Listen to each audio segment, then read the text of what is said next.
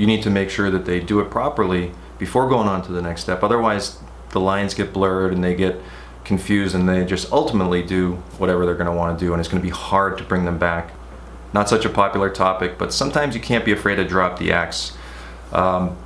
Sometimes all the techniques in the world just aren't going to get those few students to get back in order. You give them a look, you say something to them, you show them the hand signals and whatnot, and they're just not catching your drift. So one of the things that I do is I'll have them go sit with a co-teacher. And I know some of you are probably saying, you just said don't involve the co-teacher, do it yourself. Well, when you've escalated things and you've done everything within your power, then I would involve the co-teacher. And it's just simply having the student go sit with the co-teacher, and this is a big deal because they know that the source of authority in the classroom is the co-teacher. And they know that the co-teacher can speak to the parents, and they know the co-teacher can speak their language. So they don't want to be standing tall before the co-teacher. And if the other students see that I do that, they're going to catch on and say, I definitely don't want any part of that. So I'm just going to do what I'm supposed to do and have fun. From time to time, I'll also speak to students after class. It's very infrequent, but I'll make sure I have the co-teacher with me to translate. And this is kind of where having a good relationship with your co-teacher comes in handy.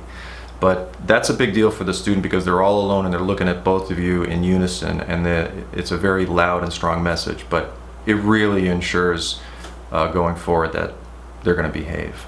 It's really important that you have both a fun but structured environment when you're teaching class. Nothing is going to make a student lose interest more than boredom in the material and maybe the activities, which is usually the case. And also lack of guardrails for when they come to class. They don't know how they're supposed to act, what's acceptable, what's not acceptable, and they're just kind of drift and wander, and you're going to lose control of them. I like to know ahead of time what I'm going to be doing with the text material and the activity, because the text material is really, especially with the elementary school, it's pretty basic. It's listen, repeat, write a few things down.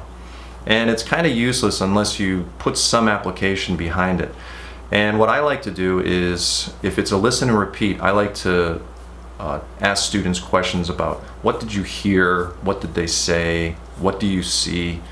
If they're not able to answer, play it again, and then the next time I have them write something on the board, because maybe speaking is a little intimidating at that point. And why that's good is because it exposes errors and it elicits other students to start speaking, and all of a sudden they start remembering things that they saw and they heard.